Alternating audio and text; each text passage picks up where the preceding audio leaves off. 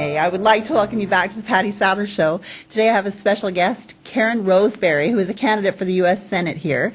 And I am so pleased to have you here on my show today. I can't tell you. I would like, first of all, for you to tell people, why are you running for the U.S. Senate?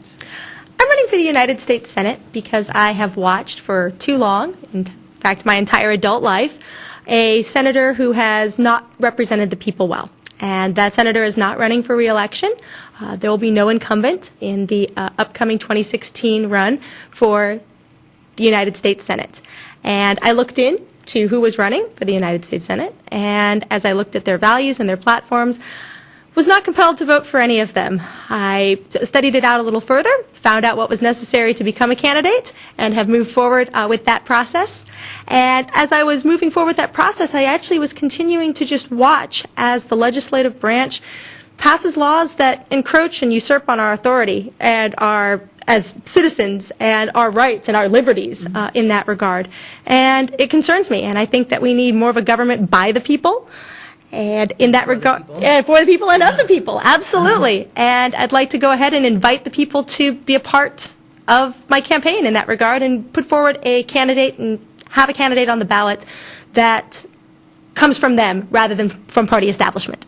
Wow. Well, that's fantastic. I would like to know what inspired you to run.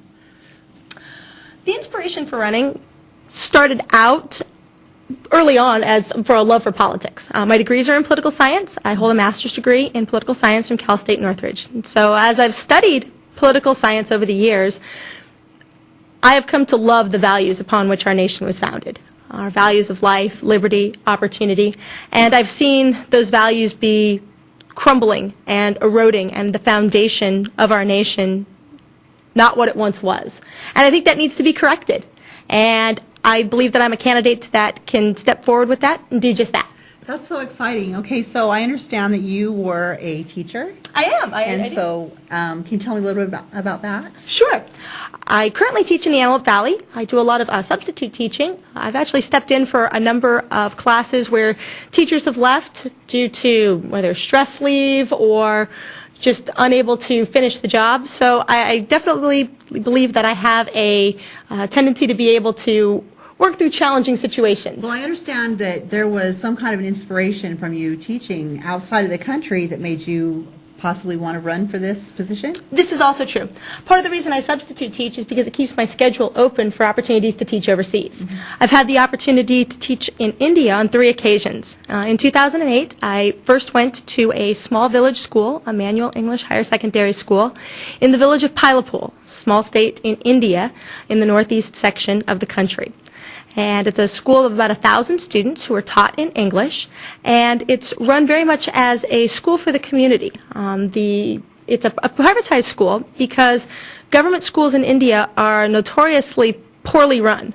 And sadly, there are aspects of that poorly run government education that are starting to find their way into our schools here. And that concerns me as well. Our students are not being given that foundation of values that we've been discussing earlier. And as I was in India and as I was watching what was going on with the schools there, and I see what's happening with the schools here, I've been motivated that we need to inform and involve our voters more as well.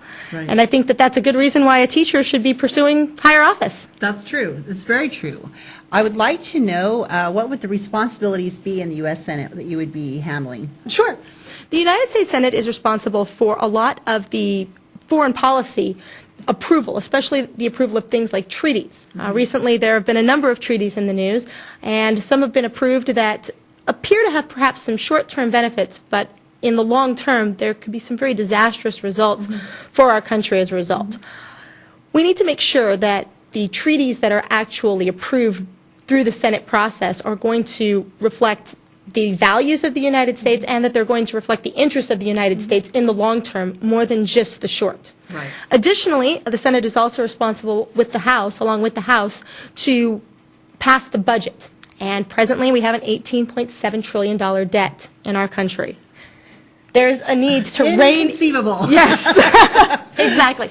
There's a great need to rein in the spending that's going on, and we need to prioritize better.